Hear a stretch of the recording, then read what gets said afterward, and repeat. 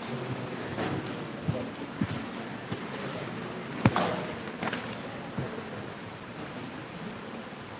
مقالے کا عنوان ہے کتب خانہ مدرسہ محمدیہ جامع مسجد بمبئی اور اس کا دور جدید۔ جامع مسجد بمبئی ان کی ایک ممتاز پرشکو اور مسلمانوں کی عظمت رفتہ کی یادگار ہے۔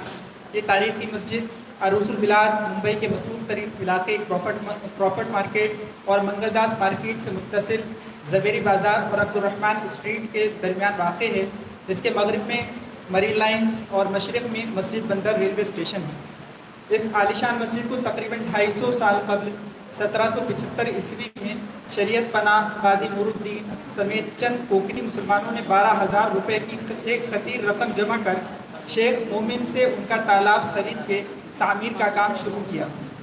1778 عیسوی میں محمد حمزہ نے اس کا مختار نامہ لکھا۔ 1789 میں نتھو پٹیل اور بھیکن پٹیل کے نام مسجد کے تعمیری کام کے لیے وکالت نامہ لکھا گیا، لیکن ان دونوں بھائیوں کی تجارت میں خسارے کے سبب مسجد کا کام جاری نہ رہ سکا، اور 8 سال بعد 1797 عیسوی میں سعد الدین قور نامی کوکنی تاجر نے مدراس سے اپنے وکیل قاضی جیتیکر کے توسط سے مسجد کی تعمیر کے لیے 10,000 روپے کا نذرانہ پیش کیا۔ 6,000 کی رقم سید عبدالرحمن نامی ایک شخص اور 1,000 ان کے بیٹے سید ابراہیم نے عنایت کی۔ اس طرح کل 29,000 کی رقم جمع ہو گئی اور بالآخر 1802 سے اس مسجد میں نماز ادا کی جانے لگی۔ 1808 میں تعمیر کا پہلا مرحلہ تکمیل کو پہنچا۔ 1833 میں کوکنی جماعت المسلمین بمبئی کی تشکیل عمل میں آئی اور مسجد کا نظم و نسق اس کے سپرد ہوا۔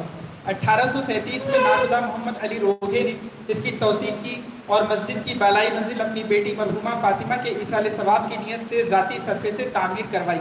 کتبے پر تاریخ 1252 ہجری لکھی ہوئی ہے۔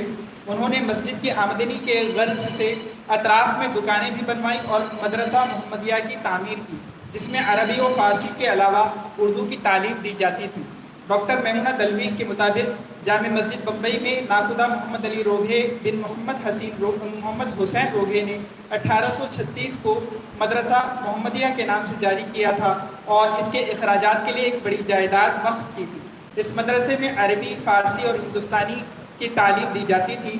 1902 میں مسجد کے احاطے میں ایک منزلہ عمارت کتب خانہ و مدرسہ محمدیہ کے نام سے تعمیر کی گئی۔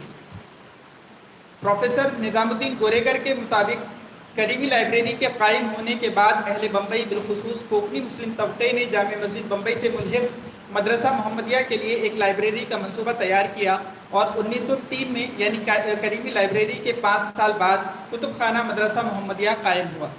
لیکن کتب خانے کے موجودہ ناظم اشفاق قاضی کا کہنا ہے کہ جامع مسجد میں چونکہ مدرسہ محمدیہ 1835 میں قائم ہو چکا تھا، اس زمانے میں عموماً مدرسے کے ساتھ ایک اچھی خاصی لائبریری بھی ہوا کرتی تھی۔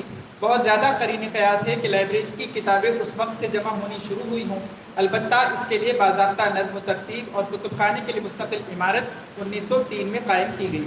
کیونکہ آج بھی جامع مسجد سے ملحق ایک منزلہ عمارت پر جلی حرفوں میں لکھا ہوا ہے کتب خانہ مدرسہ محمدیہ 1320 ہجری، جو عیسوی سن کے اعتبار سے 1903 عیسوی ہوتا ہے۔ پروفیسر عبدالستار دلوی ممبئی کے اہم کتب خانوں کا ذکر کرتے ہوئے لکھتے ہیں، کریمی پریس کے ساتھ کریمی لائبریری کا تذکرہ بھی ناگزیر ہے۔ یہ کتب خانہ انجمن اسلام کی عمارت میں ہے۔ اس میں اردو کتابوں اور رسالوں کا بہترین ذخیرہ ہے۔ کتابوں کی تعداد 4000 ہے۔ اس کی مکمل فہرست بھی چھپی ہے۔ دوسرا اہم کتب خانہ جامع مسجد کا ہے۔ اس میں 6000 سے زیادہ قلمی و مطبوعہ کتابیں ہیں۔ ولی کا وہ دیوان جس میں اس کا سن وفات ہے، اسی کتب خانے میں ہے۔ اس کی فہرست بھی شائع ہو چکی ہے۔ یونیورسٹی کا کتب خانہ بھی اردو کی قلمی اور مطبوعہ کتابوں کے لیے ممتاز ہے اور کھٹکھٹے کتب خانے کی شمولیت نے اس کو اور مالا مال کر دیا ہے۔ اقتباس خط۔ جناب یوسف کھٹکھٹے صاحب BA LLB ناظم جامع مسجد بمبئی تھے۔ ان کی وفات کے بعد ان کی جمع کردہ کتابیں بمبئی یونیورسٹی نے خرید لی۔ اشفاق قاضی کی اطلاع کے مطابق لائبریری میں مخطوطات کو یکجا اور منظم کرنے کا سہرا مولوی صاحب ہی کے سر ہے۔ مولوی صاحب اپنی ڈیوٹی کے علاوہ بھی اپنا ذاتی وقت کتب خانے میں صرف کرتے تھے۔ ہمیشہ اس فکر میں رہتے تھے کہ کس طرح کتب خانے میں کتابوں کا اضافہ کیا جائے تاکہ محققین و باحثین اس سے مستفید ہوں۔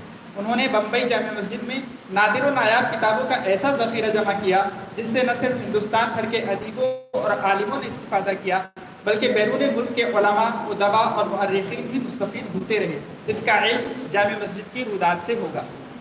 یوسف کھٹکھٹے صاحب کی کوششوں سے کتب خانہ خواجہ کی ایک تفصیلی فہرست بنام فہرست کتب خانہ مدرسہ محمدیہ مکتبہ رحمانی واقع حجرہ محلہ بمبئی سے 1922 یا 23 میں شائع ہوئی تھی۔ ان کی تیار کردہ فہرست کتب کے بعد ڈاکٹر حامد اللہ ندوی نے کتب خانہ جامع مسجد بمبئی کے اردو مخطوطات کے نام سے کتب خانے کی 188 اردو مخطوطات کا تفصیلی تعارف 1956 میں ترتیب دے کر شائع کیا۔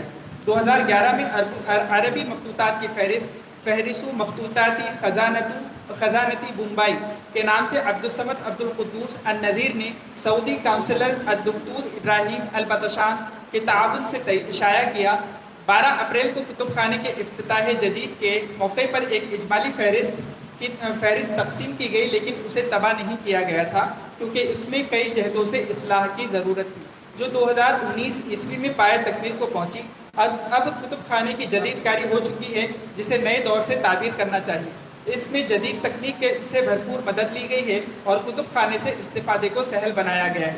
اشفاق قاضی کا بیان ہے کہ گزشتہ چند سالوں میں شخصی اہتمام اور مکمل توجہ نہ ہونے کی بنا پر کتب خانہ مدرسہ محمدیہ قسم پرسی کا شکار تھا۔ کتب خانے کی عمارت بہت ہی زیادہ مخدوش اور کمزور ہو چکی تھی۔ اس نظم و ترتیب کا یہ کام 4 مراحل میں ہوا ہے۔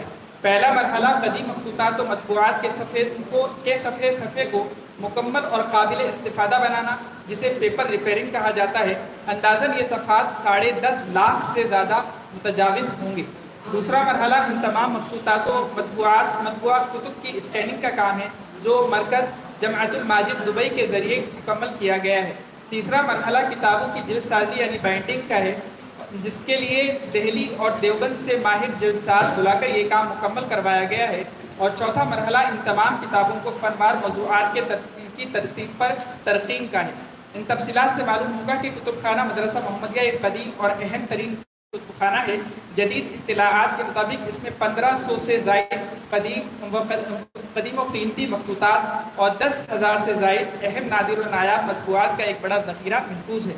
کتب خانے کی صراحت کے مطابق اس میں اکثر کتابیں مراجع کی حیثیت رکھتی ہیں اور یہ صرف حوالہ جات کے لیے ہی دستیاب ہیں۔ ان کتابوں کو کتب خانے سے باہر لے جانے کی اجازت نہیں ہے۔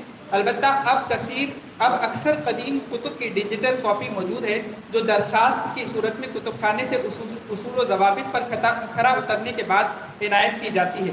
جبکہ ضابطہ نمبر 8 میں مرقوم ہے کہ زیروکس یا ڈیجیٹل کاپی دینے اور نہ دینے، اسی طرح اس کے لیے درکار وقت کی تعیین کا مکمل اختیار کتب خانہ کمیٹی کو ہوگا۔ نیز قدیم و خستہ حال کتب کی زیروکس کاپی نہیں دی جائے گی۔ اس ضابطے پر انتظامیہ کو نظر ثانی کرنی چاہیے اور شائقین کے لیے ہر ممکن سہولت فراہم کرنے کی کوشش کرنی چاہیے۔ کتب خانے میں موجود کتابوں کا یہ ذخیرہ عربی، فارسی اور اردو زبان میں موجود ہے۔ اردو مخطوطات و مطبوعات کا ذکر کریں تو انہیں درجہ ذیل 18 حصوں میں تقسیم کیا گیا ہے۔ علوم قرآن، علوم حدیث، فقہ و فتاوی، عقیدہ، تصوف و اخلاق، تاریخ، سیرت، تذکرہ، ادب اردو، طب، منطق، فلکیات و جغرافیہ، صنعت و زراعت، ریاضی، لغات، فہارس، خطبات و مواعظ، تعبیر الرؤیا، متفرقات، ماہنامے اور رسالے۔ اس کتب خانے سے خواجہ حسن نظامی، علامہ شبلی نعمانی اور قاضی اطہر مبارک پوری جیسے رجال استفادہ کر چکے ہیں۔ اہل ممبئی کو اس علمی ذخیرے سے بطور خاص فائدہ اٹھانا چاہیے۔ بہت بڑھیا۔